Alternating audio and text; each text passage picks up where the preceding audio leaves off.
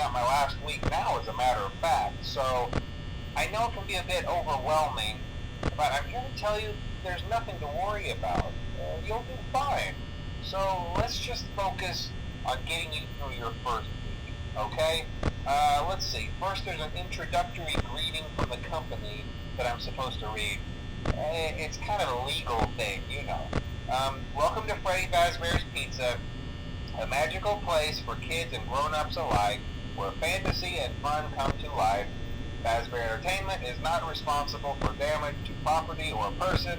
Upon discovering that damage or death has occurred, a missing person report will be filed within 90 days or as soon as property and premises have been thoroughly cleaned and bleached and the carpets have been replaced. Blah, blah, blah. Now, that might sound bad, I know, but there's really nothing to worry about. The animatronic characters here do get a bit quirky at night, but do I blame them? No. If I were forced to sing those same stupid songs for 20 years and I never got a bath, I'd probably be a bit irritable at night too. So remember, these characters hold a special place in the hearts of children and we need to show them a little respect, right? Okay. So just be aware, the characters do tend to wander a bit. They're left in some kind of free roaming mode at night. Something about their servos locking up and they get turned off for too long. They used to be allowed to walk around during the day too, but then there was the bite of 87. Yeah, it's amazing that the human body can live without the frontal lobe, you know?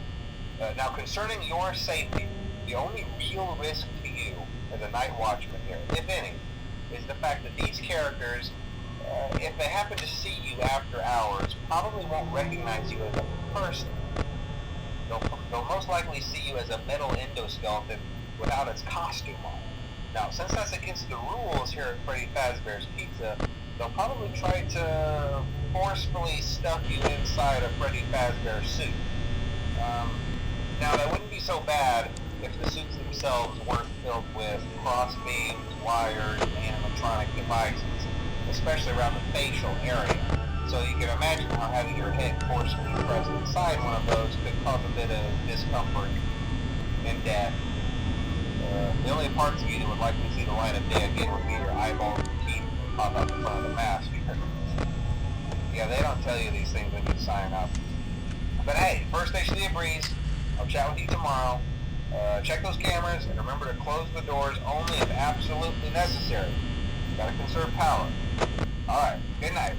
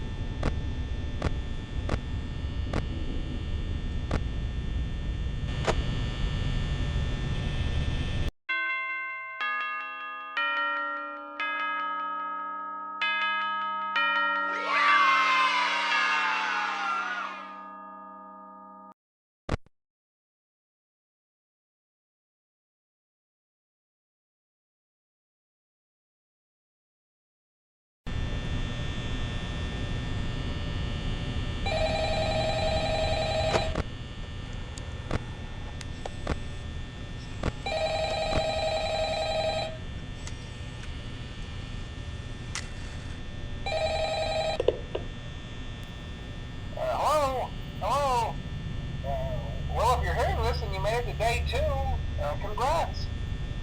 I won't talk quite as long this time since Freddy and his friends tend to become more active as the week progresses. It might be a good idea to peek at those cameras while I talk, just to make sure everyone's in their proper place, you know. Interestingly enough, Freddy himself doesn't come off stage very often. I've heard he becomes a lot more active in the dark, though, so hey, I guess that's one more reason not to run out of power, right? I also want to emphasize the importance of using your door lights. There are blind spots in your camera views, and those blind spots have to be right outside your doors. So if you can't find something or someone on your cameras, be sure to check the door light. You might only have a few seconds to react. Not that you would be in any danger, of course. I'm not implying that. Also, check on the curtain in Pirate Cove from time to time. The character in there seems unique in that he becomes more active when the cameras remain off for long periods of time. I guess he doesn't like being watched. I don't know. Anyway, I'm sure you have everything under control. Talk to you soon.